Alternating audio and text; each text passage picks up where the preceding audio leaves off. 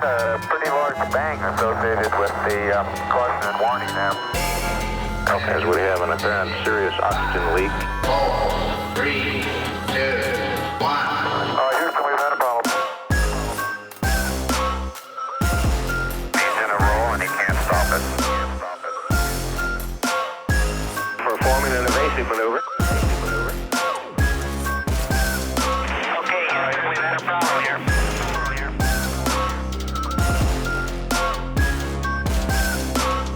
I think we need to do a little more all-weather testing. Welcome to space.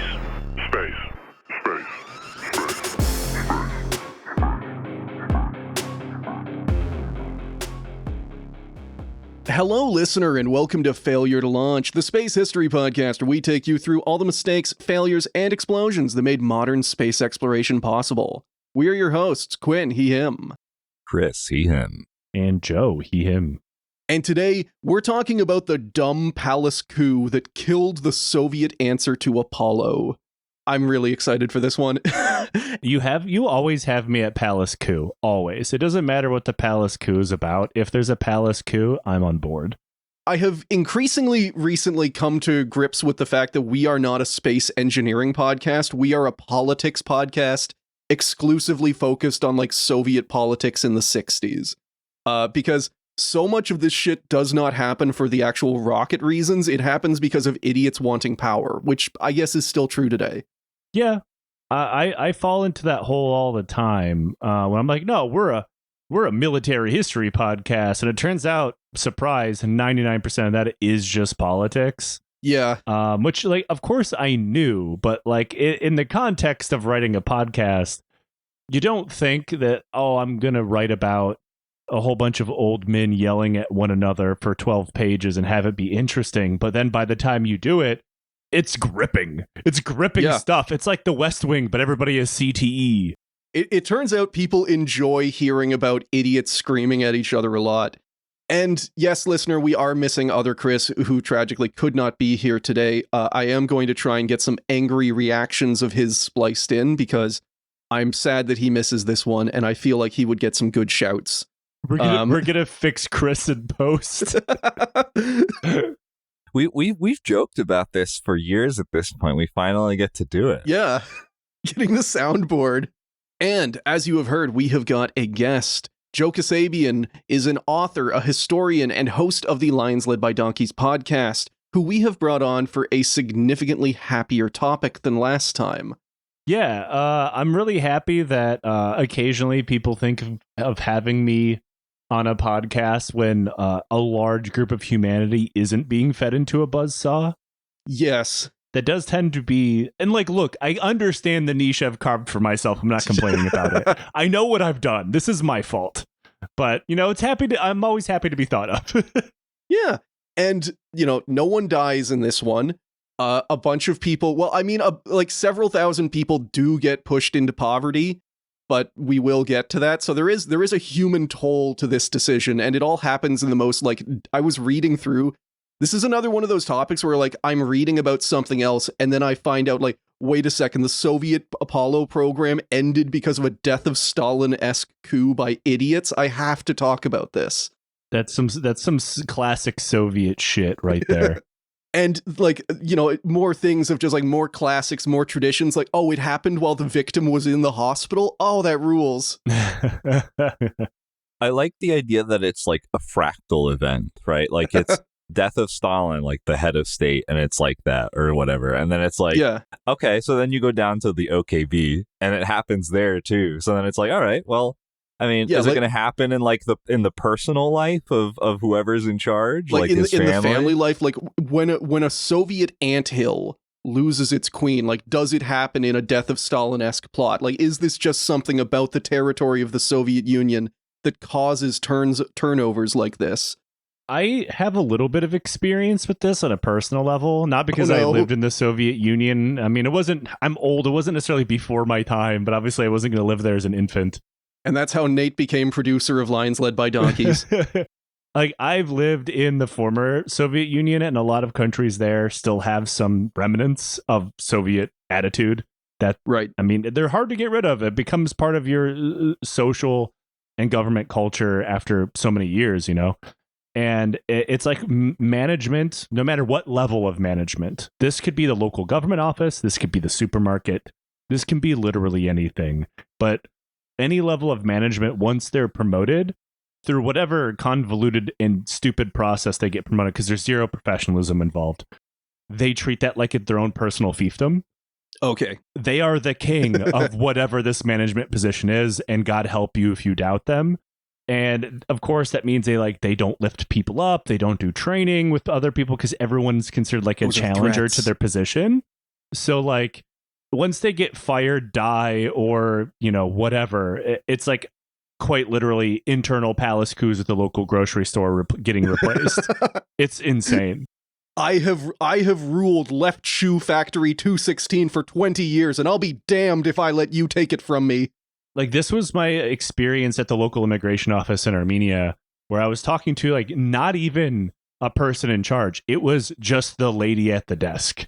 But she had a position of authority over me, so therefore she was in charge, right? And like patently refused to do her job correctly. Awesome. And she was just trying to get me to go away. Like, it's one of those situations, and we've all had them, where there is someone who will do 10 times more work to not do their job than it would take to actually do it.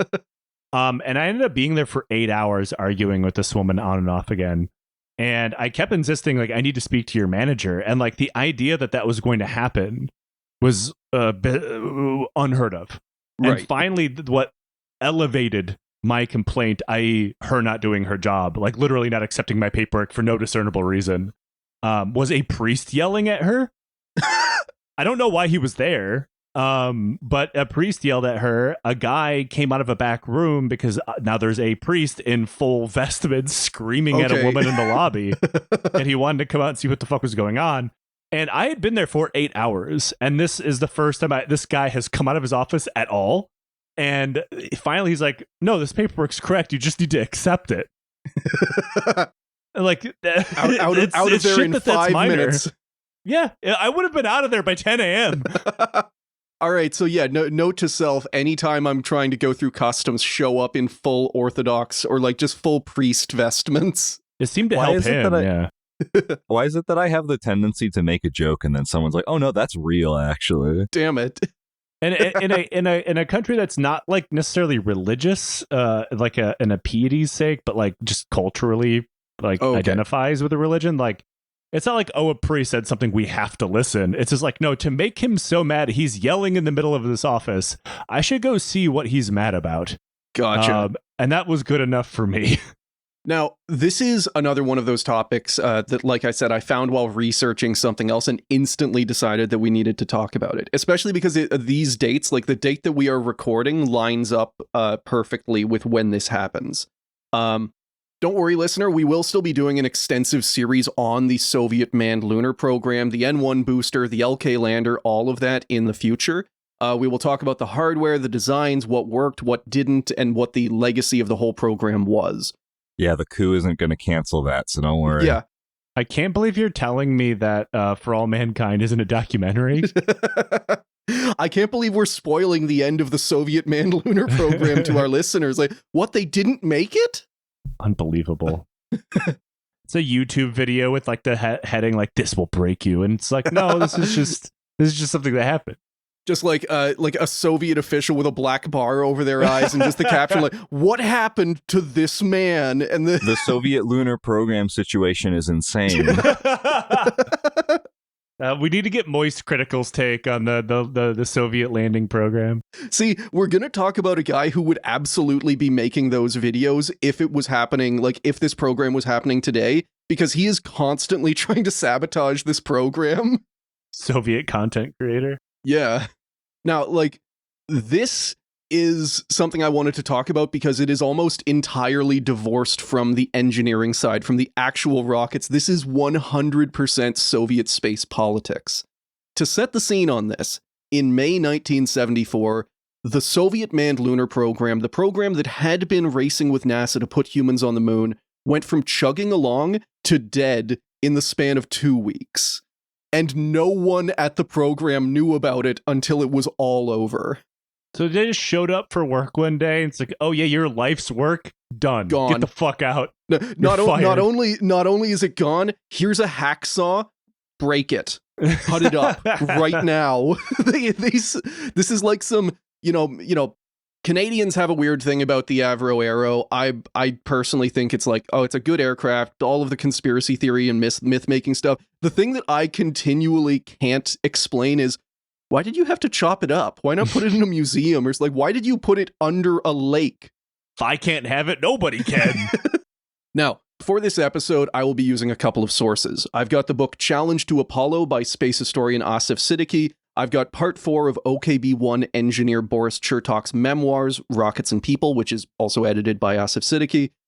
And I've got the book Soviet and Russian Lunar Exploration by historian Brian Harvey. I also relied heavily on articles from space journalist Anatoly Zak's wonderful website, Russian Space Web, which I will never not plug. As always, all links can be found down below in the show notes. Quinn, I'm itching. idea. I gotta say something because I know all the times I mispronounce French words. That's Siddiqi. I know. And finally, Joe gets to do it.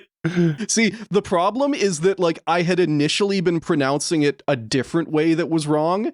And then I went online for like a Google how to pronounce thing, and then it gave me a different wrong answer. Oh, it's fine. I'm not even saying my bit for the episode. I'm doing that. That one's for me. That one's when for me in my group chat. And the problem is, I am like this guy in the limited circle of space historians. This guy is the coolest guy ever. I am desperate to get him on the show, and I'm really worried that he'll notice that I've been consistently mispronouncing his name, because he is like literally the world's expert on the Soviet space program. And I need to talk to him. So Quinn, historically, your problem was that you were mispronouncing his first name, not his last name. Yeah, I think I was calling him Asif. I mean, as a guy with a last name that is somewhat butchered from time to time, we're totally cool with it. I have the problem of people do it to my first name and my last name. The amount of times I've been called Christina by like a teacher reading attendance. Oh, fuck. Substitute teachers are the worst people on the planet whenever you're a kid, if you have a hard to pronounce name. Oh, yeah. Yep. I was Queen Madison for a very long time in elementary school. I feel like that's just something that like the basketball team would say to you to fuck with you, you know what I'm saying? Well, yeah. I'd own it. My terrible idea. We were talking before about like Soviet YouTube thumbnails. Yeah. And then you made me think of like, imagine what it would be like to have like the Soviet Paul brothers. Oh, or like God. Soviet Mr. Beast. No, okay, like the Soviet Paul brothers would break into Baikonur Cosmodrome and like take weird pictures with like all the soldiers who died of radiation poisoning. Soviet Mr. Beast would single-handedly save this lunar program because he would just like get all of his followers like, I got 30,000 of my followers to come work for the motherland. It's Beastland, but it's in the middle of the Kazakh desert, which is probably about where it is. You know, it's in Saudi Arabia. He'd not be taking the laid off employees from the OKB's dissolution. Instead, instead of like exploiting the poor people, hey, come play the Soviet Hunger Games. Yeah. Soviet Mr. Beast is just the gulags, right? Yeah, it's the gulags, but everybody is poor and there willingly.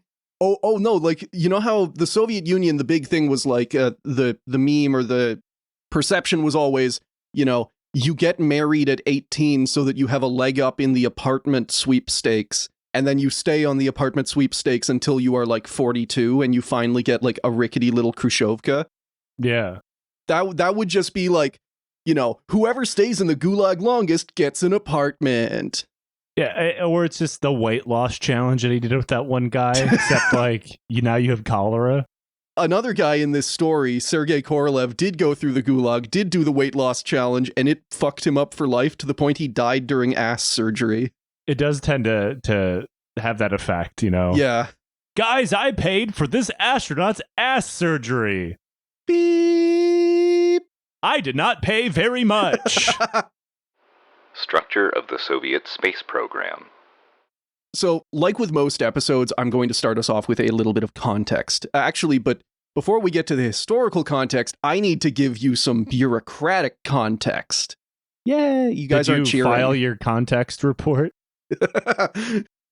Every listener on the app right now, you will see a context checklist. If you could please sign and date that you have received the context for this episode. I am trying to work towards my professional podcaster rating, and that would be really appreciated. So is bureaucratic context like context in a gray suit or something? Please we are note that your about... signature on the paperwork has to be notarized.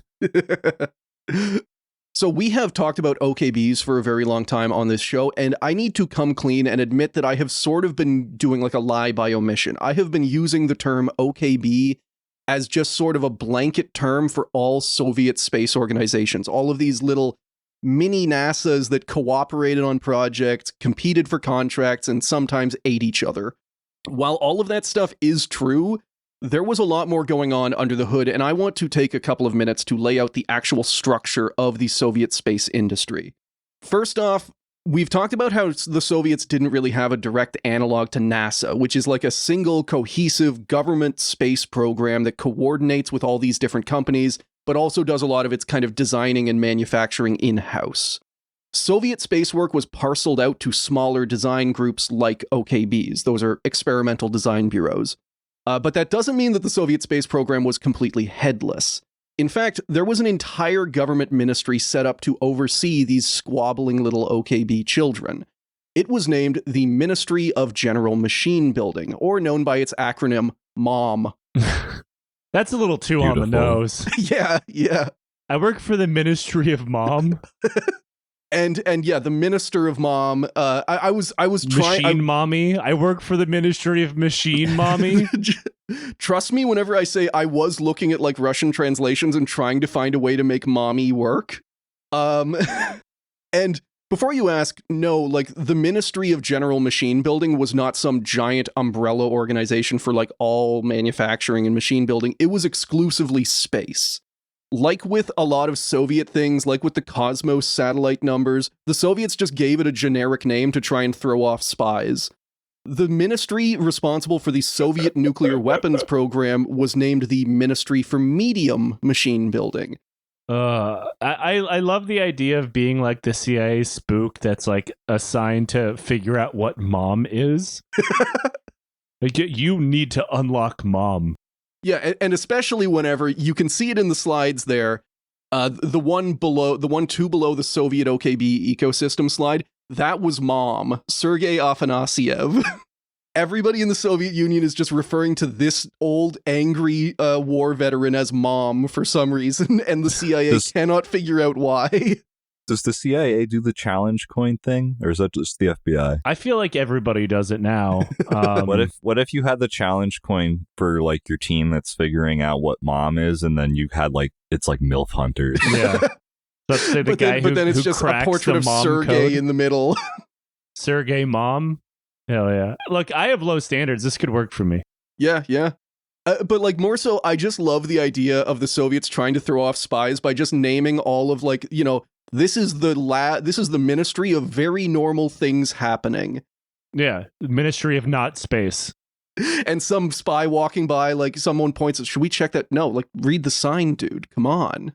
That's the Ministry of Mothers. Don't worry about it. I mean, like the U.S. wasn't above this as well. Like famously, the SEAL teams are created misnumbered to give the idea there was way more of them than there actually was. I vaguely remember early on in the there was the bomber race and the bomber gap, and one of the things that the Soviets did was they put tail numbers on all of their 20 bombers that were like, this is bomber number 3 trillion. Yeah. And then it bit them in the ass because the US fell for it and was like, we need to give Curtis LeMay several trillion more dollars right now. It's always a great plan until someone falls for it and you realize on a long enough timeline, this just means you get crushed under a sea of useless bombers. The idea that somebody's doing like amateur spy work because they heard about the Mom Factory and they wanted to go there. The Mom Factory in the middle of Siberia. is where it actually is. See, the problem with the mom factory is I never had an issue with the mom factory. Is the Soviet dad factory that really made me wait a really long time. Never really got around to giving me one. I was on the wait list for years. I'm imagining a stork that arrives at your home 3 weeks late and is like belching smoke as it flies through the air with your new baby that is made of zinc. Yeah, the Ministry of Dad showed up at my house, said he had to leave and get a pack of cigarettes. He'd be right back. It's been 30 years. I have no idea where he is. Yeah. So we've got Mom, but Mom was not NASA. Mom had no actual facilities of its own. It didn't build or design satellites. It was purely like a managerial kind of ministry. Basically, Mom was the middle mom between the OKBs and the Kremlin, or, like the Red Army. Most of the time, a request would come down from on high of like, oh, we need military missile tracking satellites or something. And Mom would take that and hand that over to the OKBs, and they would basically make a competition because the Soviets loved competitions and they thought it like bred, like innovation in their OKBs. Mostly, and that sometimes did work, mostly it just led to the OKBs sabotaging each other.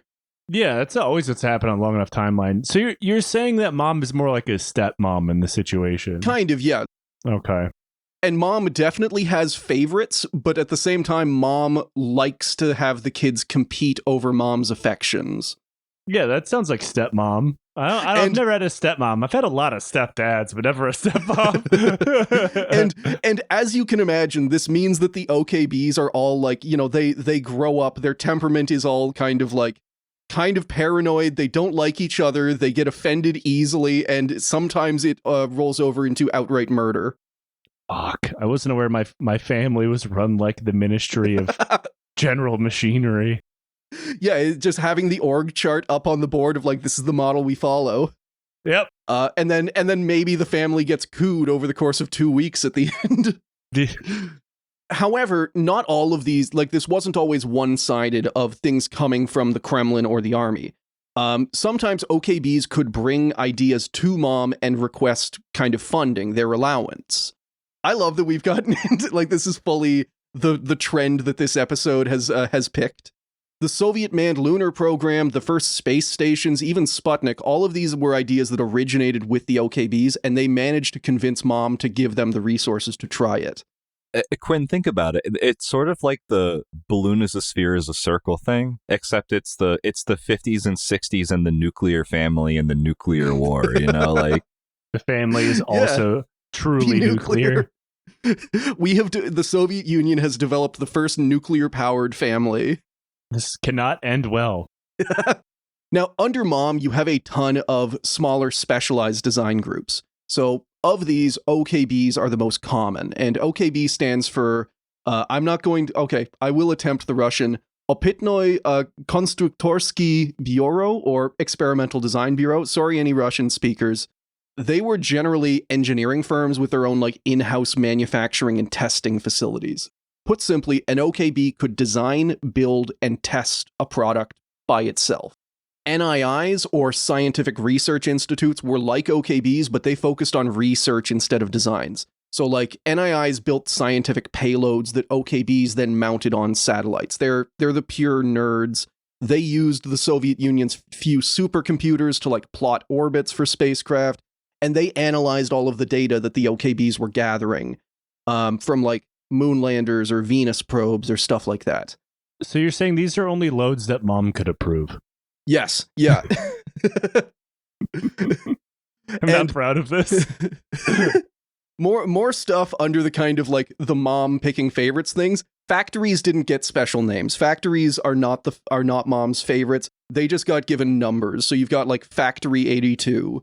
Basically, whenever it comes to space stuff, factories were charged with building anything an OKB wanted mass-produced. So at first, you would have, an OKB builds their rocket, they launch it once or twice to make sure it works, and then they throw it to factory, 69 or whatever, and they just churn it out like sausages.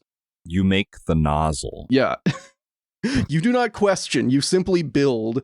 And like we talked about this with Gareth Dennis recently. We will talk about it again in this episode.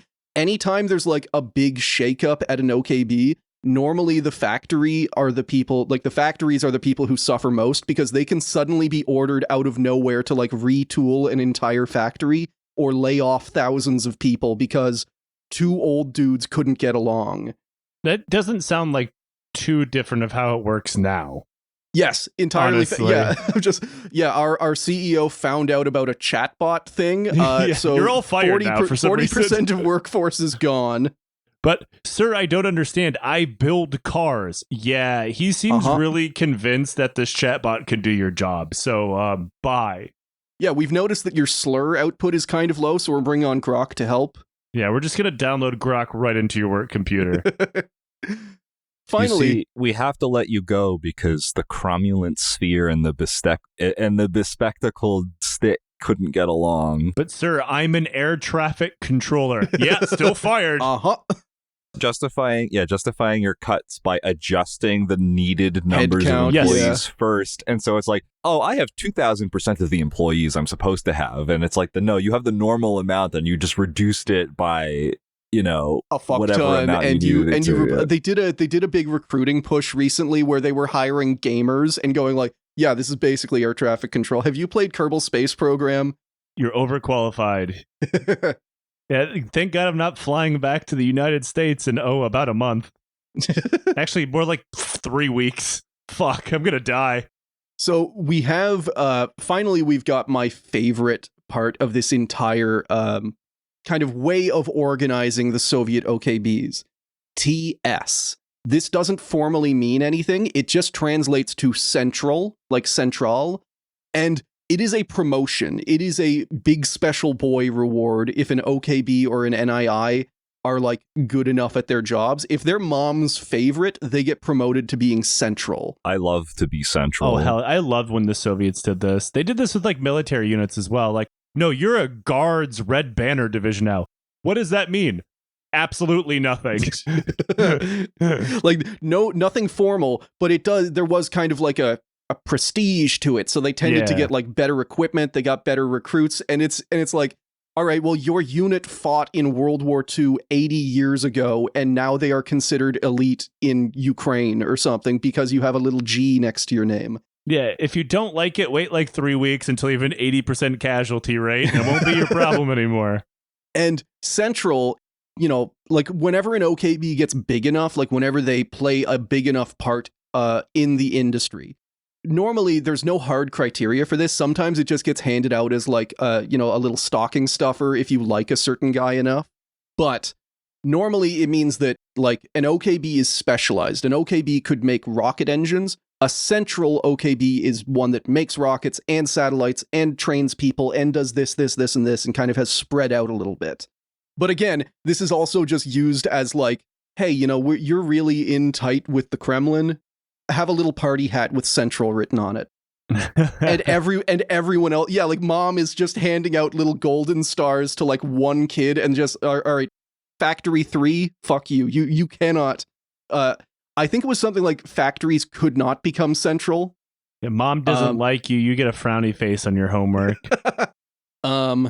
And yeah, as you mentioned, this is something that the Soviets loved doing. They love handing out little honors for good performance. So actually, I was wrong there. Factories could not become central, but they could be promoted to Glavnoy or chief, which also added a little G in front of their name. I am the chief factory. And you're still going to get fired whenever we stop making this rocket in 2 weeks. Yep. So that is a quick primer on the structure of the Soviet space industry. You've got a bunch of OKBs and NIIs squabbling over contracts. Some of them get to wear the very special central boy hat. And above all, you've got Mommy. Also worth mentioning that the mommy of the Soviet space program was Sergei Afanasyev. He held the position from 1965 to 1983, and you can see a nice little picture of him there. It is pretty impressive. He managed to hold on to this job through all of these shenanigans. Oh yeah. In the Soviet Union, that's impressive amounts of longevity. There are Soviet guys who manage to hang around forever, who are just like cockroaches. There are the guys who come onto the scene and then burn out within 10 years, like Korolev. But then Boris Chertok is like a leading Soviet rocket designer from like before World War II all the way to like 1989. and just no one can fucking get rid of him. My Soviet medal count is correct. This man is the hero of the Soviet Union twice. Awesome. Possibly. I can't write. Yeah, like the concept that you could, like, there's a time limit on how long you can be the hero. You know, there's a few re-upped. people that were given that award twice. At least I'm pretty sure that's what that award is. Yeah, I do know that Sergei was mostly like a factory guy. Like, he did work during World War II. Basically, like, I believe he was one of the guys who organized the big shift of factories away from the front lines out east. Yep, that is it. That is that. All right. Awesome. And yeah, he is the guy largely in charge of the... Well, there's other guys who are more in charge of the Soviet space program than him.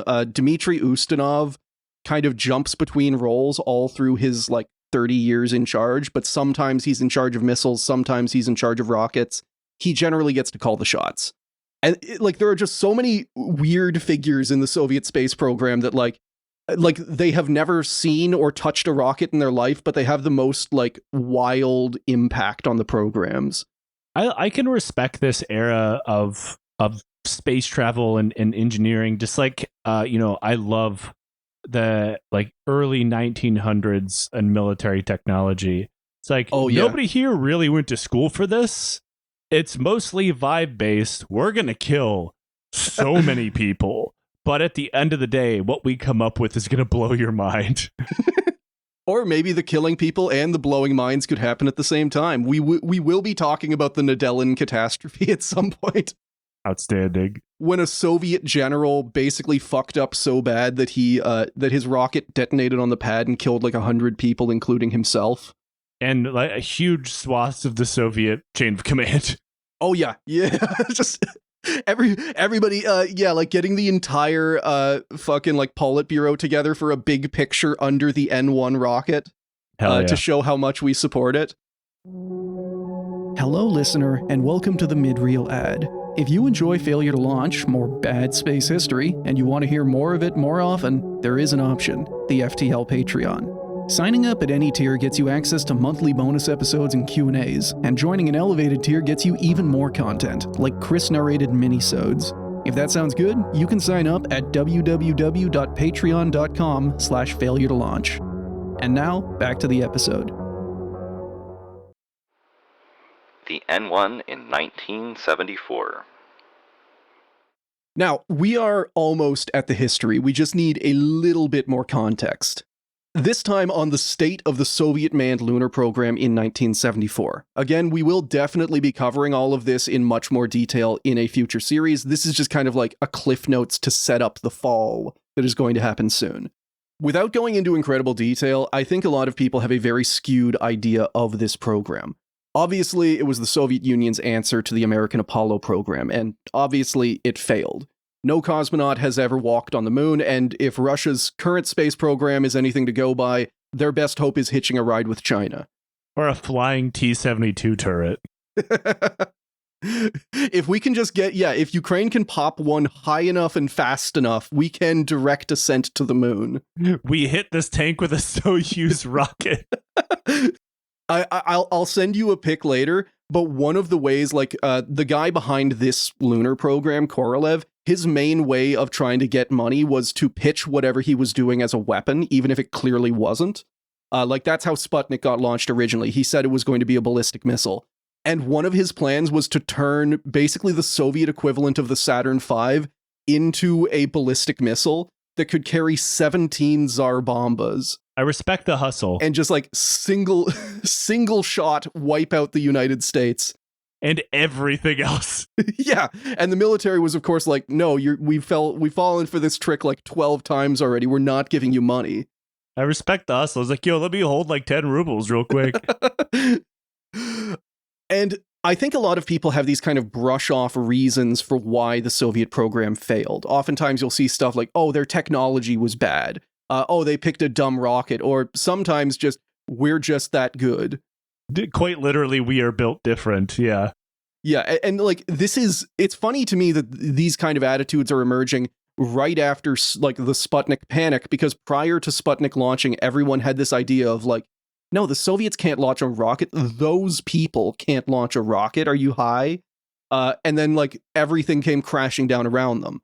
So I want to set the record straight, or at least give a little bit more like informed context on why this failed. In short, the Soviet manned lunar program was fucked from the beginning and had practically no hope of beating NASA to the moon.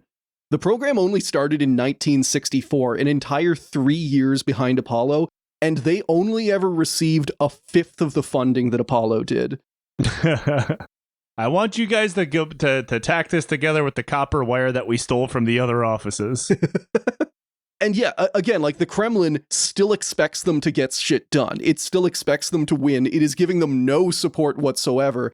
And like there's all of these other factors that make it even worse. First off, the Kremlin actually proposes they approve 2 different competing moon programs that have to split the money between them 50-50. Oof. But what if they don't want to share? You know, what happens? They have to put on their get-along shirt. Mommy is just going to like give them each $1 and tell them to get shit done. But how long until they're like fist fighting though? You know what I mean? Yeah, the kid across the street, his family gave him like $100 to win the soapbox derby, and mom is giving all of the different OKB kids like, you know, some pocket change each and telling them to compete with each other first. It should work out, right? This certainly isn't going to end horribly. Yeah. Even worse, they ran into major setbacks, each one pushing their timeline back a couple of years. In 1966, Sergei Korolev, the de facto leader of the entire Soviet space program and also the lead engineer pushing this moon mission, he died during ass surgery. His heart gave out while he was getting his hemorrhoids removed. Ooh, that's a god of a hemorrhoid. So this actually wasn't a botched surgery. His surgeon was literally the most qualified surgeon in the Soviet Union. He was the Surgeon General of the Soviet Union because Korolev's fucking important. I am the finest ass surgeon in all of the Soviet Socialist republics. Just going digging so deep for this hemorrhoid that it has like wrapped itself around his heart. I am the hero of socialist labor medal based only on going wrist deep into the people's rectums. Now that I say that, considering Soviet qualifications and whatnot, I don't know if the Surgeon General of the Soviet Union would necessarily be the most qualified guy. Like maybe he's 90 years old and last practiced in like the October Revolution or something. Yeah, he fucked up during surgery and ashed his cigarette directly into his gaping ass wound and killed him. And we've joked about this before, but I honestly think this is a matter of time kind of thing with Korolev because I need to express how incredibly unhealthy he is. He spent years in the gulag. Afterwards, he eats like shit, he sleeps even worse, and he works like 14 hours a day nonstop. He is actively dying and like just mid-surgery, his heart, like they're not going anywhere near his heart. They are just doing a standard surgery. His heart just detonates and he's gone. Everybody knows asystole begins with the ass. I wish I could have gave Korolev one crisp white monster. It really would have saved his life. Asgina, is that a thing? Angina? Would it have saved his life, or would it have just killed him instantly? Cardiac ass rest. Oh, it was right there. I don't know. I tried everything possible. I tried hitting it with birch branches. I've tried ashing my cigarette into it. I asked my cousin Dato. He did not know. Having to break up the hemorrhoids like you're blasting rock. You drill a core and then put some dynamite in. Yeah, the guy was the Minister of Mines. It's the only skill set he had. We got mom in to hold his hand. Now, regardless of the cause, Korolev's death was a major shock for the program. I don't like the great manning that people do with space exploration, where like everything was done single-handedly by Korolev, von Braun, Musk, Bezos, etc. But Korolev did play an incredibly central role in the program. He was the main evangelist to the Kremlin. His workers almost worshipped him, and he had a talent for wrangling all of the different OKBs together, something his successor, Vasily Mishin, lacked. And this is something that often comes up with Korolev. People treat him like this incredibly talented and genius engineer. He wasn't really. Like, he was not that good at designing things himself. His main talent was being a manager. and keeping all of these, fucking squabbling, screaming children working vaguely together. So, in 1967, the first manned test flight of the Soyuz spacecraft meant to ferry cosmonauts from Earth to the Moon resulted in the death of cosmonaut Vladimir Komarov and set the entire program back by a year and a half while fixes were made. Like we talked about as well, funding for the project was minimal. They were given less than a fifth of the $24 billion that Apollo got, and the Kremlin still expected incredible success for its propaganda machine. They did get some success. They figured out how to use a rocket to reduce a human into a rock. But perhaps one of the most impactful, least well-known, and funniest reasons for the failure of the Soviet lunar program was an institutional allergy to actually testing its hardware before launch. NASA did a whole lot of ground testing for its Saturn V boosters, including static fires. So, for those who don't know, a static fire is where you take a rocket stage and you bolt it the fuck to the ground so it doesn't go anywhere, and then you burn the engines to simulate a launch. This is standard space practice. Other Soviet rockets did this. The lunar program did not. Seems like a bit of an oversight. Yeah. Quote, we don't need to test this. It's fine. It'll work fine. The launch is the test. Look at what SpaceX does, right? I mean, yeah.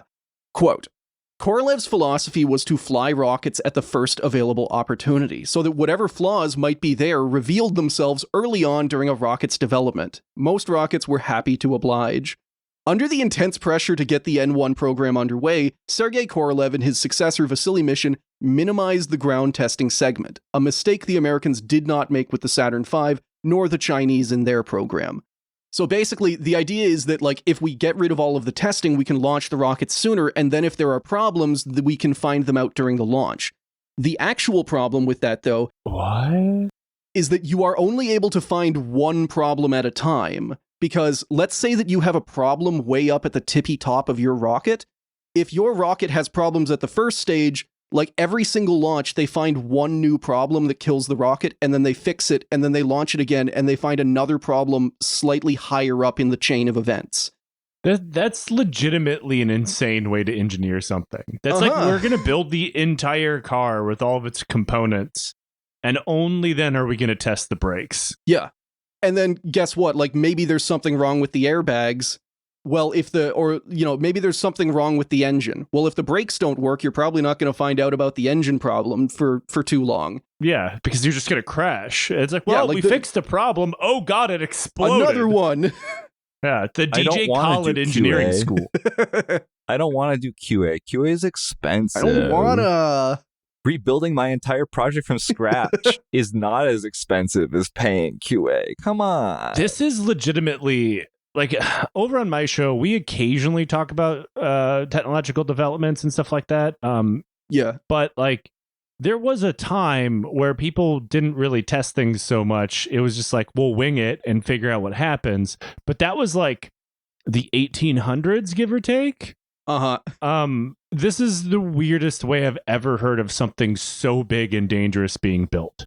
Not to mention, so much of the Soviet, they're not getting as much as Apollo at their peak, but they are still getting so much money. So much is being, thrown into this. You would think that they would want to test it properly. Also because, to its credit, this rocket is filled with incredibly advanced, never-before-seen sci-fi tech.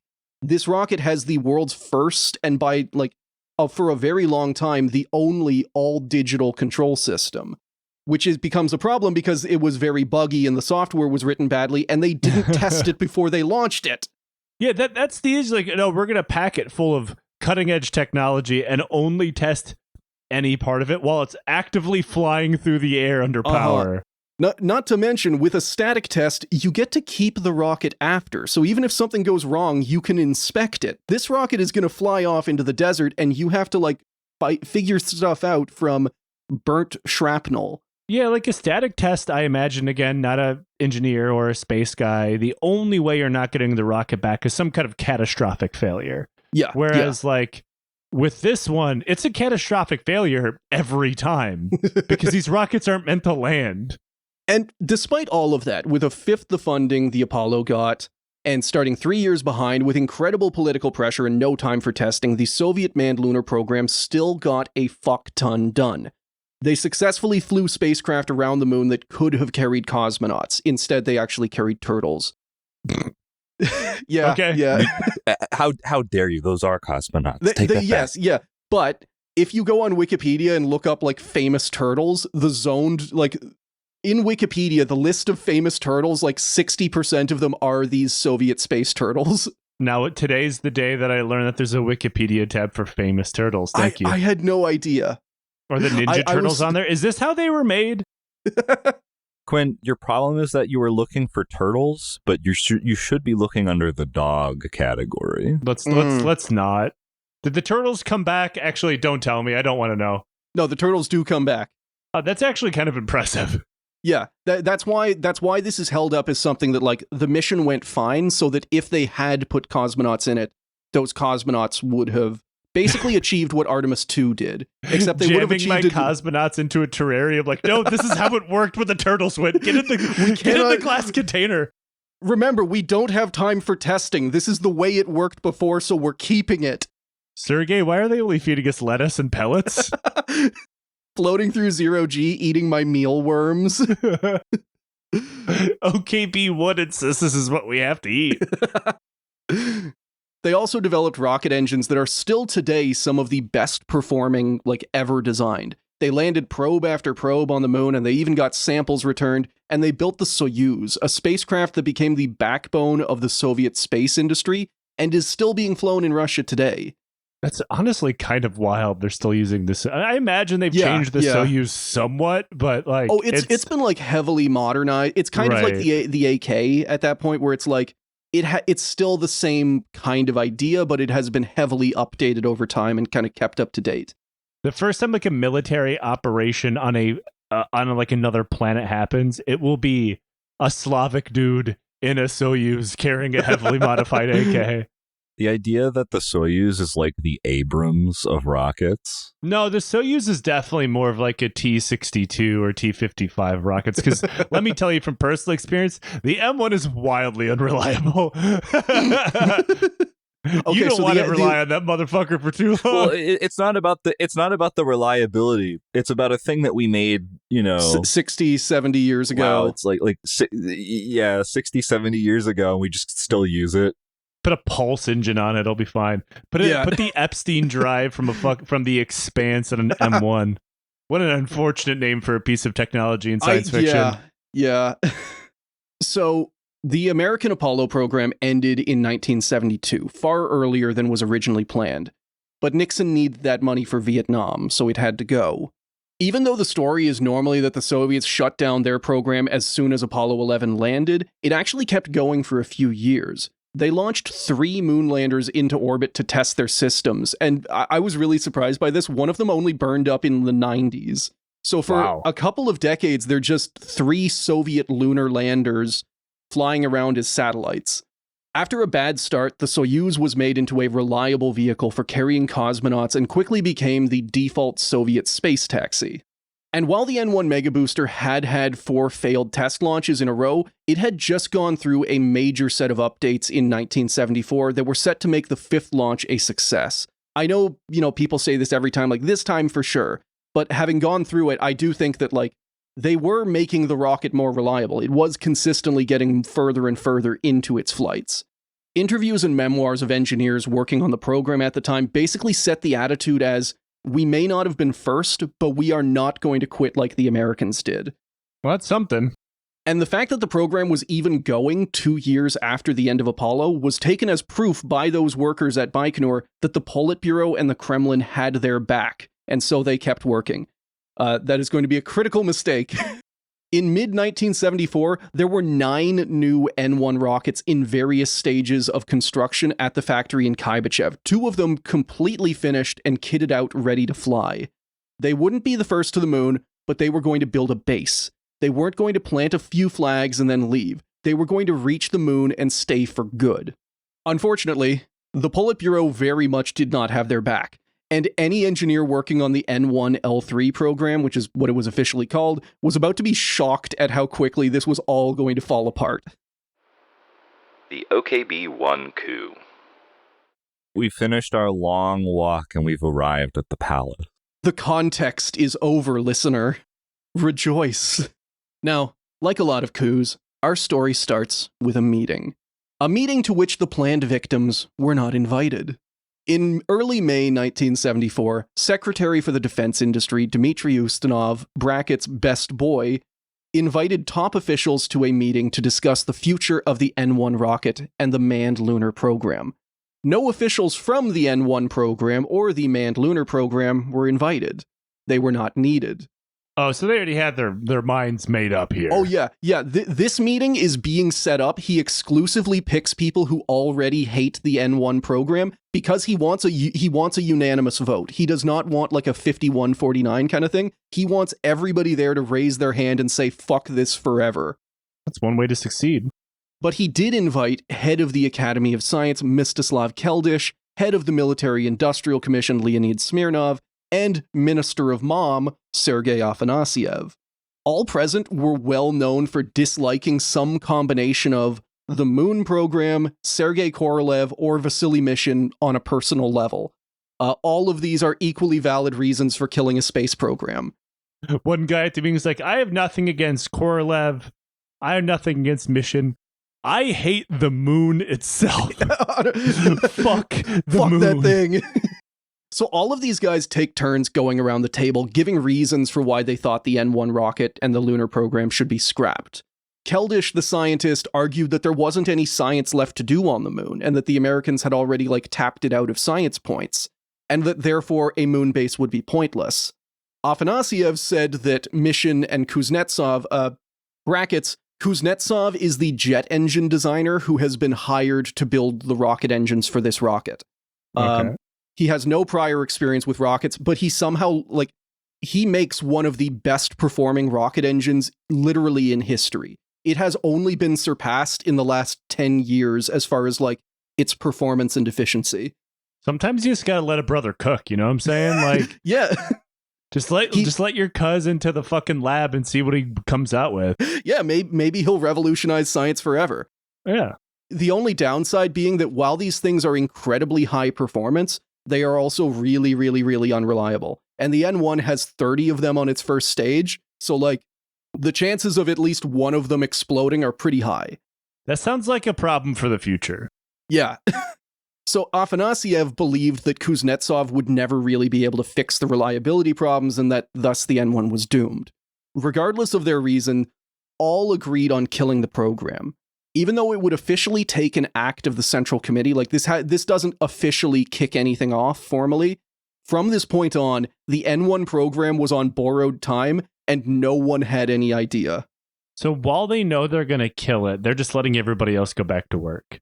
Yes, yeah. All right. This is going to end only whenever, the government comes in out of nowhere and says, yeah, stop it. Although there were a couple of warning signs. Because they decided to move against the chief designer of the program and replace him.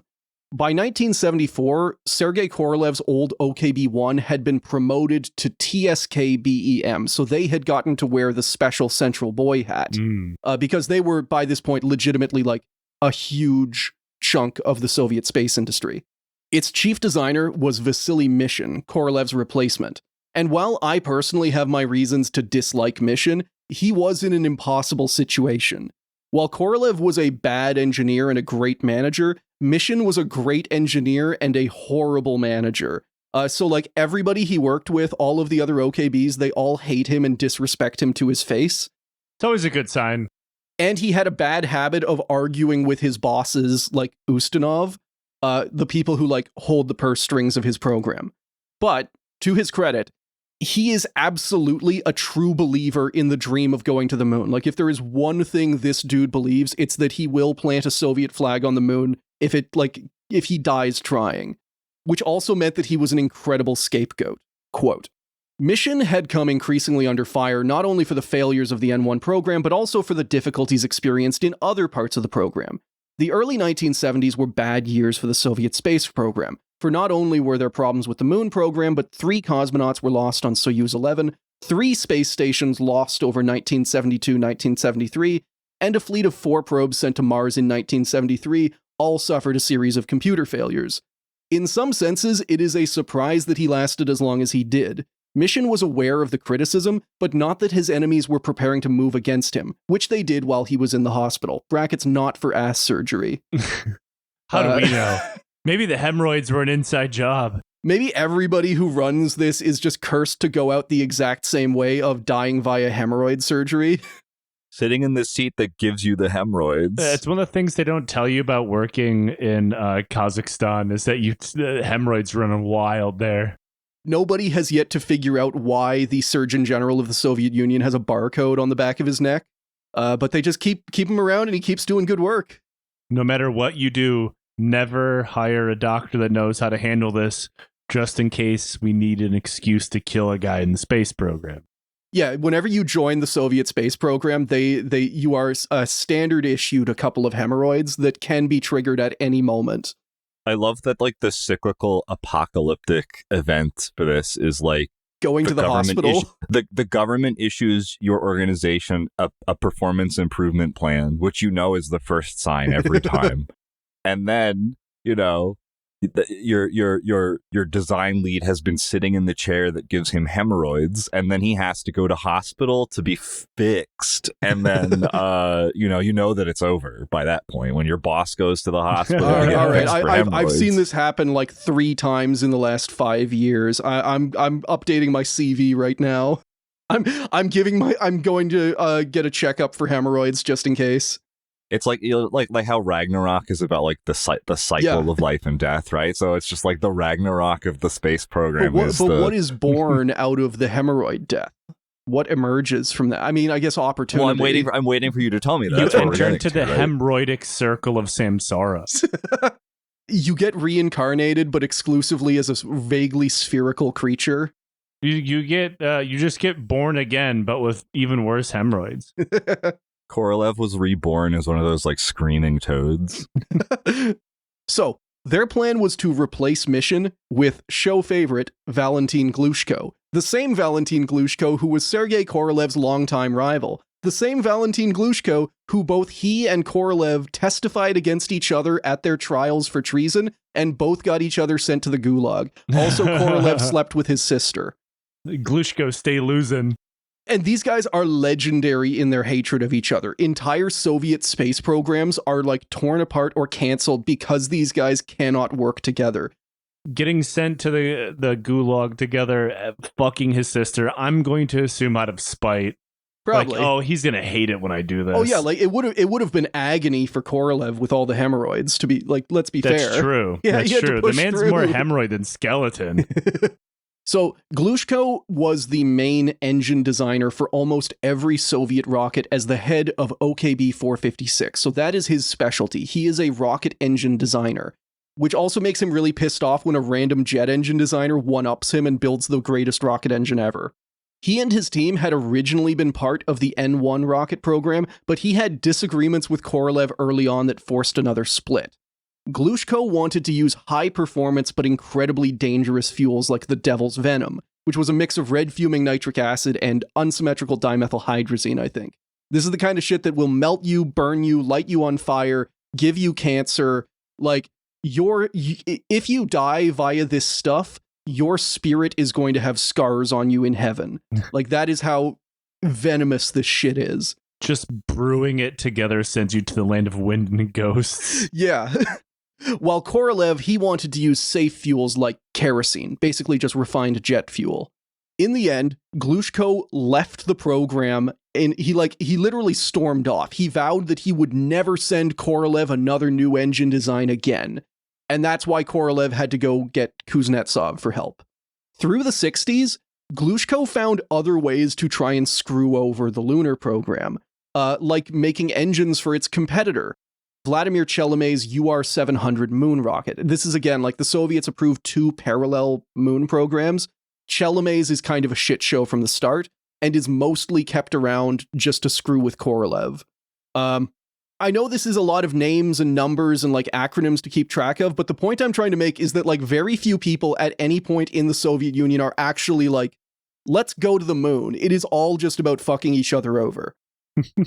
Long story, Glushko hates Korolev. He hates Mission. He hates the N1 and the entire concept of going to the moon. his selection to lead Sergei Korolev's old organization is not just the Kremlin saying, hey, stop doing moon mission stuff. He is being given the entire Soviet space program to own and run and mold in his own vision. This is megacorp level stuff. And with a guy who is absolutely famous for his vanity and extreme arrogance, you can bet he had some ideas on how to improve things. And prove it by canceling it.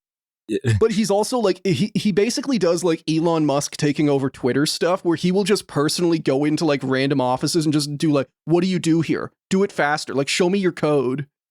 Like he purges, because all of these guys, they used to worship Korolev. Like Korolev was a very powerful presence. He purges the fuck out of them. I expected that one for sure. Yeah. You got to get rid of the loyalists. That's the first thing you do. Quinn, the thing I realize is like, of course, everybody's trying to screw each other over. It's the basis of their entire society at this point. I don't know.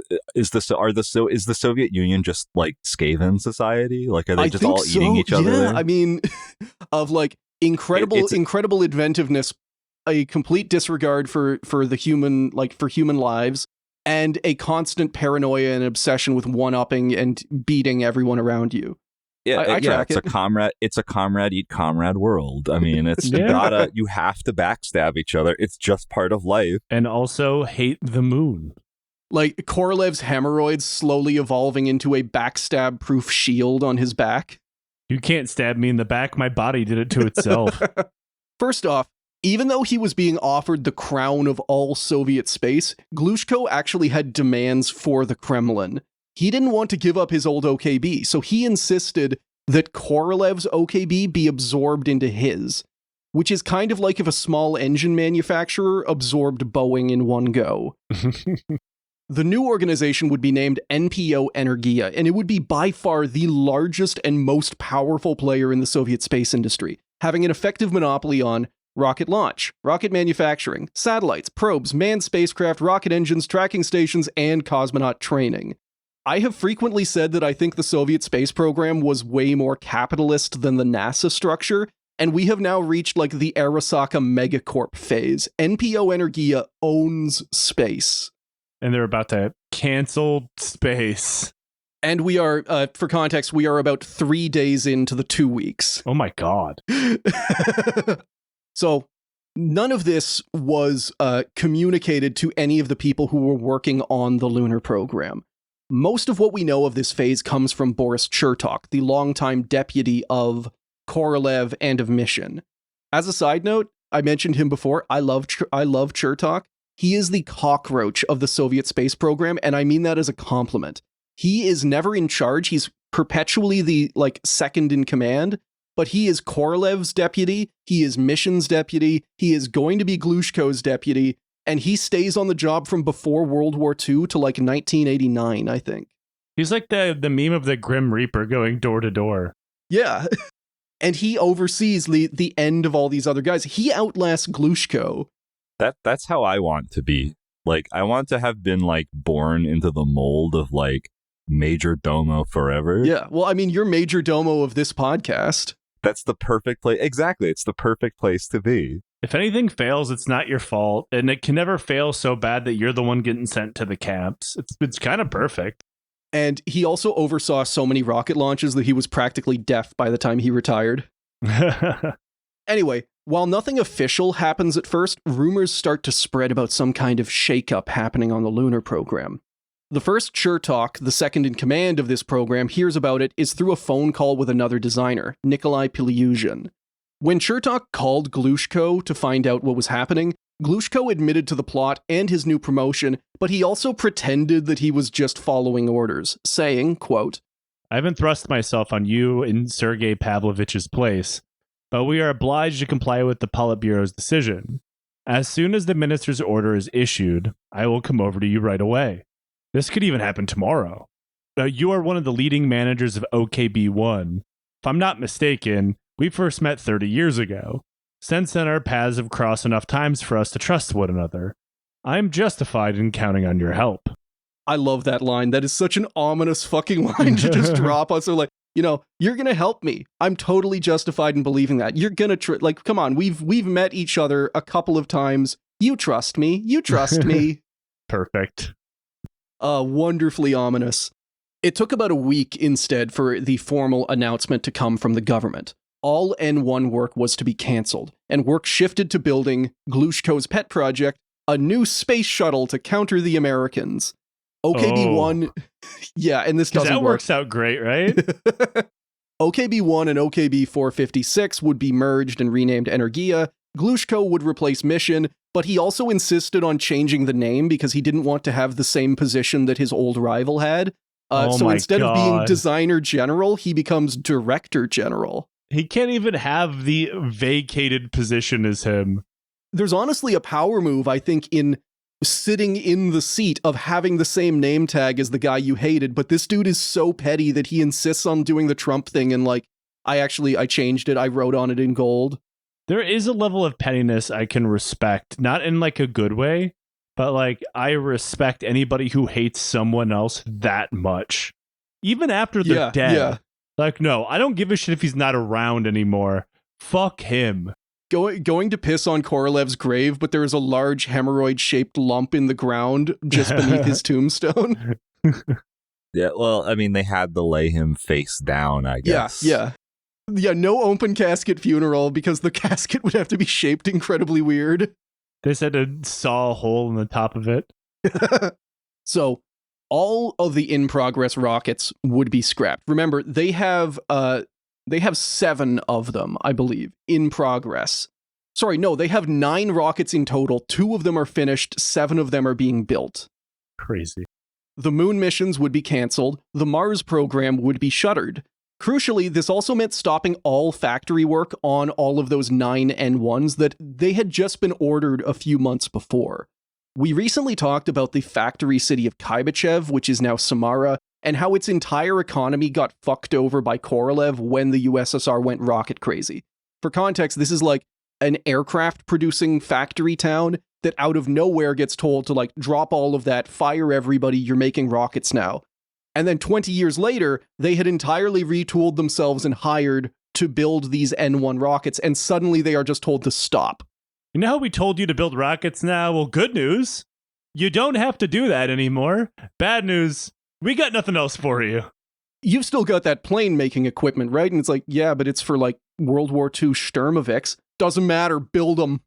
We can sell them to somebody. The idea that they're just employed for employment's sake. Just building. We don't need the planes, just make them though. Do something, because people doing something are people that aren't going to do something else, which would be bad, right? So just make those planes. They're useless. We're gonna throw them away once you're done, but In the span of 2 weeks, they were all ordered to not just stop working, but to destroy their tools for rocket building. That's amazing. So any of the gantries, any of the tools, any of that, Glushko did not just want the program stopped. I'm not kidding whenever I say he went to efforts to erase the N1, which is why we don't have complete blueprints of the thing. They burned them. This is the first time I've ever seen anybody literally salt the earth of a space program. Yes. Well, I mean, Australia kind of did that one time. Australia is the only country that I know of that has willingly given up a space program. It must have been effective because I had no idea that they even had one. Yeah, well, they have a new one since I think 2010 or something. And again, no one at any of these factories, no one has any warning of this. Boris Chertok later got an angry phone call from Nikolai Pilyushin, the designer of the N1's guidance system and the guy who had first warned him about the rumors, who shouted, "I found out from Pinogiev, and he found out from your guys about Glushko's order. Who acts like that? You understand, don't you, that an order like that affects all other firms more than yours? My factory is swamped with orders for the N1. I've disrupted other projects for the sake of the N1. What am I supposed to do with tons of instruments and cables? What are you thinking there?" And the answer was bury them. What was I thinking? Fuck you. That's what I was thinking. Have you considered that? The destruction continued as ordered. Hundreds of workers were laid off, priceless equipment was scrapped, and a lot of it was literally just buried in the desert. Is it still there? Is it still there? If you know the right places, you can go to Baikonur and dig up old moon rockets with a shovel and a backhoe. Awesome. Hell yes. And that's not even the funniest thing that happens to these rockets. Though the program technically still existed until 1976, it was fully stopped in June 1974. Quinn. Holes. But it's Hell yeah. It's holes, but it's like a Siberian desert orphan school, and they go to the Kazakh desert to dig holes to find So Lord of the Flies, but they build a rocket at the end. And yeah, and they're building or digging up just not parts of it, just an entire intact N1 rocket still fueled and ready to go. Shit, yeah. Glushko summoned the N1's chief designer, Boris Dorofiev, and demanded that he write and sign an order for the termination of all rocket work. When Dorofiev refused, Glushko wrote it, signed it himself, and then forged Boris's signature. And that is how the Soviet counter to Apollo ended in about a month. Dude, like personal grudges and a forged signature. It's brilliant stuff. Yeah, and he's doing this in front of Boris. Boris is just watching him and he's like, do you put a little heart over the eye? I'm going to put a little heart over the eye. When the Apollo program ended early in 1972, they were left with 3 unused Saturn V boosters. One of those rockets was used to launch the Skylab space station, which itself was made from other reused Saturn V fuel tanks. The other 2 were split up and sent to various museums around the US, where they still exist today. When the Soviet manned lunar program ended, they had 2 complete N1 rockets ready to fly and another 7 in production. They would not find other uses. Glushko ordered them scrapped and forgotten. They don't exist in museums. More than a few stages were buried in the desert around Baikonur. Aside from the old Site 110 launch pads, the only remaining signs that the N1 ever existed are a couple of strange, cone-shaped sheds around the Cosmodrome, which is where they just took the stages, cut them in half, and started using them as tents. Oh, hell yeah. You can still, I believe I have tracked these down online, like looking at Google Maps. They're not marked anywhere, but I've seen a couple of white, cone-shaped, kind of like lean-tos around Baikonur. Tourist attraction, you can go there. I love to live in a tin shack made of rocket parts. Yeah. And yeah, that is the story of how the Soviet manned lunar program fell apart in less than 2 weeks. How all of that, there is so much good legacy to it, but at the same time, they just fucking chopped up the rockets. They buried them. They used them as sheds. It's crazy how your billion-dollar industry can be completely shuttered in one pay period. Yeah. By one dickhead. By one guy. It didn't necessarily fall apart, right? Like, this is how the Soviet space program, the moon program, was literally torn apart by one man's bitter, undying hatred for another. Although it would be a little unfair to say it's all Glushko. Like, Glushko is the axe. Like, Glushko is the guy the hatchet man that they have actually do it. But the N1 had lost the trust of the Kremlin. The Kremlin, Ustinov, Afanasyev, Keldysh, they all wanted it gone as well. They basically just exploited the fact of hey, do you know who would do a really good job destroying literally everything? How about that guy whose sister got fucked by Korolev? The foundations were already rotting. Glushko was just the guy to kick it down, you know? I do appreciate the Hitler comparison. Yeah, Mommy already disapproved of the N1. Yeah, but instead of Mommy being the one to end it herself, Mommy has just set the 2 kids against each other and had one kid murder another kid and then take over his room and then merge their 2 rooms by breaking down the inside wall. Well, nobody ever accused Mommy of being a good parent. No. But yeah, that is our story. Joe, thank you so much for coming on. Is there any place that people can find your stuff? Yeah. So the Lines Up by Donkeys podcast can be found anywhere where you listen to podcasts. And we're also doing a live show May 29th in London. So there's still tickets available. And if you can't make it, we're streaming it with video on demand. So, if there's a problem with time zones or whatever, you can watch it whenever you can. Also, my upcoming fantasy novel, The Highlands Burn, comes out the same exact day on the 29th. There's going to be paperback copies available at the book launch at the live show. You can also pre-order it digitally, ebook, or audiobook through Amazon or anywhere else you get your books, but it's probably Amazon, right? Cutting that off when Joe says, you can find lions led by donkeys everywhere. And then it's just like, right, that's it. done. And it's like, just look outside. It's there. The trees, the rocks. It's lurking. The stones, they're there. It's the world. You didn't want us. You got us. Yeah, it's inescapable. It is just simply nature. It is there. It goes everywhere via photosynthesis. But yeah, listener, thank you so much for listening to this episode. And I will steal the lions thing at the end. Don't piss off mommy. Or you might get buried in a Kazakh desert somewhere. An unmarked Kazakh grave. Yeah, just the two graves next to each other. Korolev's has the weird hemorrhoid-shaped lump, and then a giant N1-shaped kind of mound of dirt. Yeah, but think of how affordable the rent is on one of those things. I think it's absolutely like a disrespect to the program and horrible for space history, but I would so love to buy the N1 Quonset hut. I mean, yeah, there's no utility. That's the ultimate there's no pod running shack. water Come or on. electricity. It smells like whatever the rocket fuel was in the Jet tank. fuel. Oh, it smells like that. Yeah, it just smells like kerosene, which smells good. I'll have to huff some more of it and get back to you. But yeah, until next time, listener, goodbye. Goodbye. Thank you to everyone who have signed up to support the show, and a big shout out to all of our top tier patrons. Our sideboard cats are Alex K, Asha Rin, Boss, Katiga Reptile, Charlie, Comrade Sleepy Bro, Daniel F, Graham E, Jesselyn T, Jorg 2, Gaddafi to Chimp Arms Smuggling, Joss, Kamo, Lane of the Wired, Legally Distinct Patreon name goes here, Matt, Mobius Striptease, Murray Motorsports, Mysterious Stranger, Oil Drum, Pat, Paul C, Rare Scrungle Spingus 3rd Edition, Skylab Bricks, Source Force, Spectre Cohen, Tortilla Baron, Vivek D, and Wingsmith, Molybdenum Disulfide Connoisseur.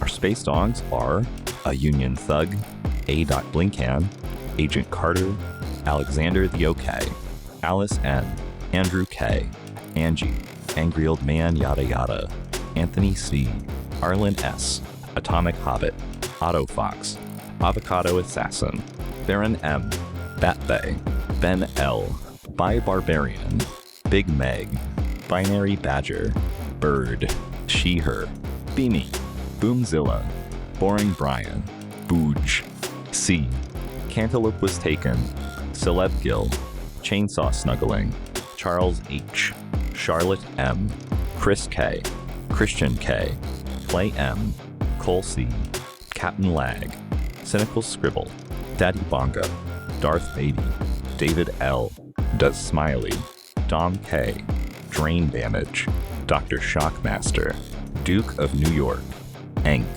Aaron, Eric J, FBH, FinFat Circuits, Fractal Moonlight, Furious Luddite, Garrett B, George B, Grant K, Griffin, former snow shoveler of Burger King, Heiko S, Howl's Moving Pictures by Rush, Human Post Fuel Soup. I heard Stephen Miller is a pedophile. Isn't that crazy? I hope you have a good day. Ian R, Iggy Naramis, JMM, James A, James C, James T, Jamie K, Jarl Breadmaker, Jerry M, Jedediah D, Joan of Bark, Joanne's Man, Miss You Forever, John C, John E, John Boy D, Johnny Terrors, Jonathan G, Jonathan W, Just Morse, Kate B, Kate D, Corbin the Dog, Cruzzy, Lartan 1337, Lens Wipe, Liliana, Lorgath, Luke O, Lixon's PC, Majestic Affect, Man Who Is Average, Mar, Marigold Muskrat, Marto, Mech Girl Alley, Michael, Michelin Star Blemtro, Mish, Mr. Dr. John, Mitch P, Moomin Instrumentality Project, Narrow Ebb, Nelly W,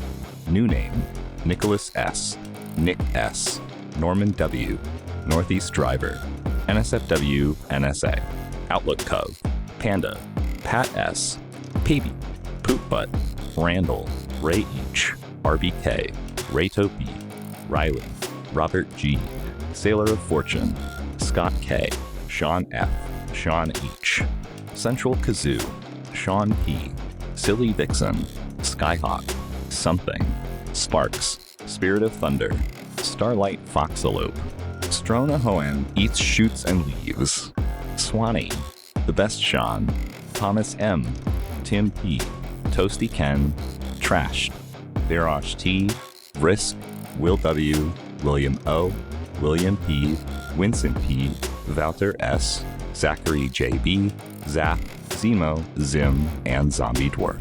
Albert Count 218, Albert Count 218. Thank you for listening to another episode of Failure to Launch. If you want to follow us, we are Failure to Launch on Blue Sky and FT Launch Pod on Instagram. We also post our episodes with visual aids at Failure to Launch Podcast on YouTube. FTL intro and outro themes were provided by DJ Danarchy.